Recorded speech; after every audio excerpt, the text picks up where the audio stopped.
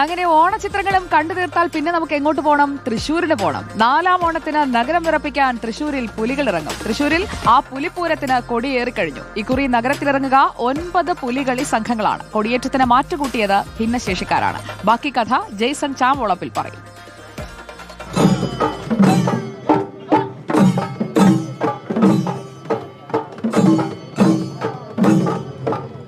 അങ്ങനെ ഓണത്തിന് തൃശ്ശൂർ ഒരുങ്ങി കഴിഞ്ഞു. തൃശ്ശൂരിൻ്റെ എല്ലാ ആഘോഷങ്ങളുടെയും സംഗമ കേന്ദ്രമാണ് ഈ തേക്കിൻകാട് മൈതാനിയും അതുപോലെ തന്നെ സ്വരാജ് റൗണ്ടും. ഇപ്പോൾ തന്നെ നാം മേയറുടെ ഡാൻസ് കണ്ടു, പാട്ട് കണ്ടു, കൊട്ട് കണ്ടു.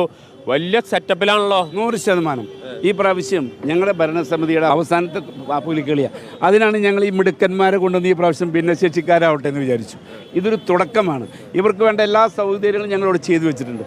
അപ്പോൾ തുടക്കം നമ്മൾ ഇതുപോലെ ആയിക്കഴിഞ്ഞാൽ ഒടുക്കം ഒരു സംഭവമായി മാറും. കഴിഞ്ഞ കാലങ്ങളിൽ നിന്ന് വ്യത്യസ്തമായിട്ട് ഓരോ വർഷം അത് ഡെവലപ്പ് ചെയ്ത് വരികയാണ്. യെസ്, അല്ല, അന്യം നിന്ന് പോകരുത്. അതാണ് എൻ്റെ കാഴ്ചപ്പാട്. ഇതിനകത്ത് എന്തൊക്കെ സഹായങ്ങൾ ചെയ്യാമോ അതെല്ലാം പൂർണ്ണമായ സഹകരണം നടത്തിക്കൊണ്ട് ഇത് നിലനിന്ന് പോകണം. പുതിയ തലമുറയ്ക്ക് അറിയണം, ഇത് കണ്ടിന്യൂ പ്രോസസ്സായി പോകണം. അതിന് എന്ത് സഹായം ഞങ്ങൾ ചെയ്യും. ഇപ്പോൾ തൃശ്ശൂർ 3 പൂവാണ് പ്രധാനം: പൂരം, പുലികളി, പൂക്കളം.